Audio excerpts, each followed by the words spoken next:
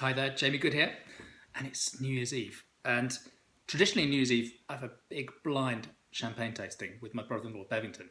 But sadly, he's gone away, and so I'm here, and so I'm going to do a sort of sawn-off, cut-down version of the blind champagne tasting with just 3 champagnes, because tonight I'm pug sitting, and my mum's here as well, and she's going to be officiating rather than Dominic, our usual loyal helper. It's my mother, and she's bringing me the first champagne. I'll just go through the champagnes. It's a single blind, so I know what's coming, but I don't know which order. Thank you, Mother. So this is the first one, and I'll tell you what I'm going to be tasting. First of all, there will be Villemar AC Grand Cellier Premier Cru, which is a 70% Chardonnay, 30% Pinot Noir. And interesting thing about Villemar, it's a good grower champagne. This base wine will have spent 10 months in oak. The second is the Taittinger Prelude Grand Cru, 50-50 blend of Chardonnay and Pinot Noir. And the third is Deveau Cuvée D, which is a blend of Pinot Noir and Chardonnay again. This is a slightly older wine. The minimum age of any of the wines in this blend, it's a non-vintage blend, is 5 years. So those 3 are coming out in a random order decided by my mother. And this is the first one.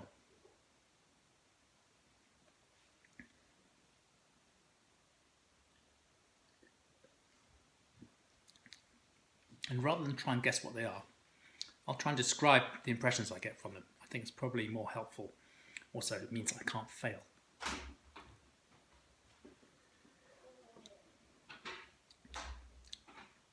This is very pretty indeed. It's beautiful.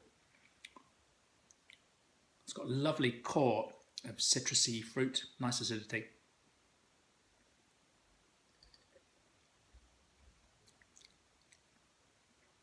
Subtle toasty notes, but not too much of that broad, flabby sort of toasty character. It's more just a very refined toastiness.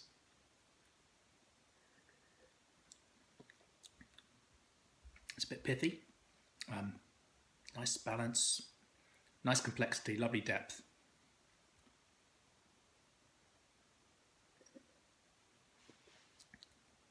It's really focused. This is pretty serious. This is really good.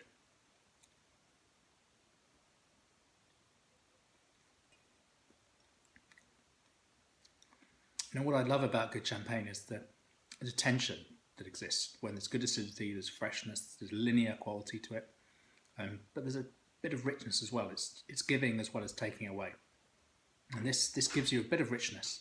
But what I love is the really keen lemony acidity. It just drives it, keeps it focused and honest. This is really good. Number 2 is coming.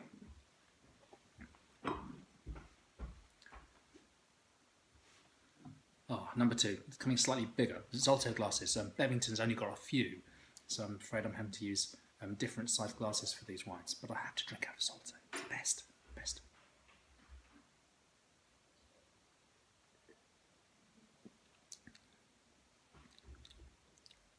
And this has got richness to it. It's really fruity. It's quite broad.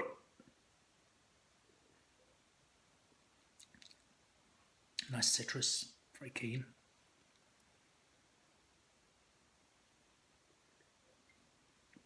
Pear and brioche too. I think there's a nice sort of ripe apple character to this wine as well.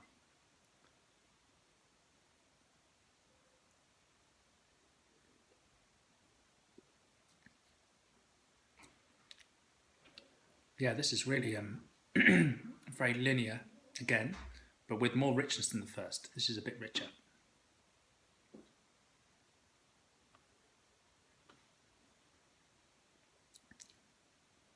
And I like this a lot. This is slightly more oxidative than the first, a little bit richer, but it's still got that sort of linear character. And I think a really good champagne just stays focused like this, even though the really good champagnes can carry a bit of richness. What I think is really cool if the flavours don't disperse too much too early.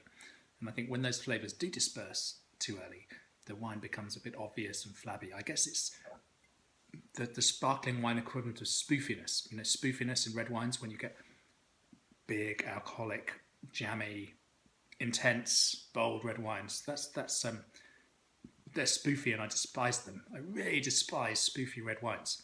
And I think the champagne or sparkling wine equivalent is when the flavours are big and obvious and they're just too uncontrolled and just unsubtle. But this is a wine that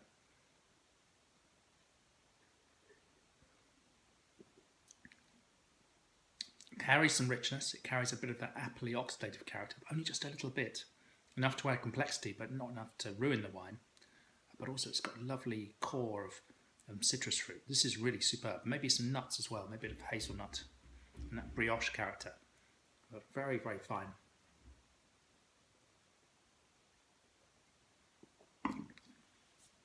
So, the final one. It's coming. Thank you, Mother. It's a pleasure. Oh, could you bring that first glass? And I'd have it in the first glass. Bring it and I'll just dump it. So, unfortunately, it's come in a glass that it's more like a flute, and I'd rather have the Zolto. I'm so fussy. I'm the worst person when it comes to glassware.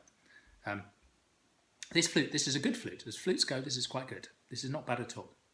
But I just prefer a slightly bigger wine glass, or maybe a flute that's just a tiny bit wider.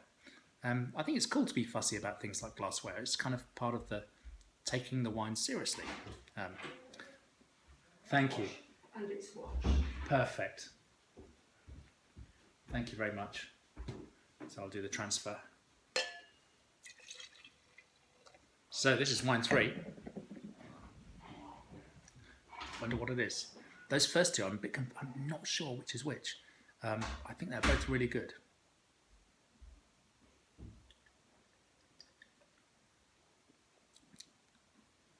And I think this is a Taittinger Prelude, number 3.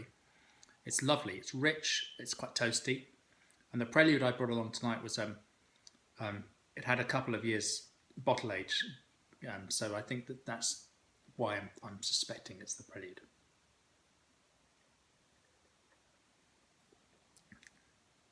Thoroughly delicious. This is the richest of the 3. I'm thinking that this is more about the toast and brioche and nuts than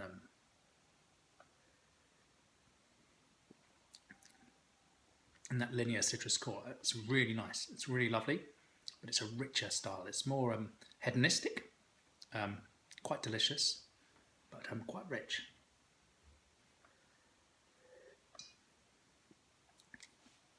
Yeah, that's really good.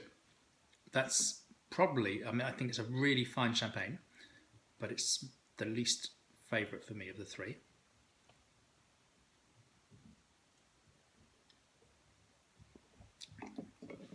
So my in terms of picking a favourite, number 1 I really, really like. That's fabulous. Number 2 I really like. It's fabulous. A bit different. My preference is probably slightly for number 2 over number 1. And I suspect that number 1 was a Deveau and that number 2 was the Vilmar. But as with any of these blind tasting things, it's very easy to get it wrong. So it'd be interesting to find out. We had the reveal.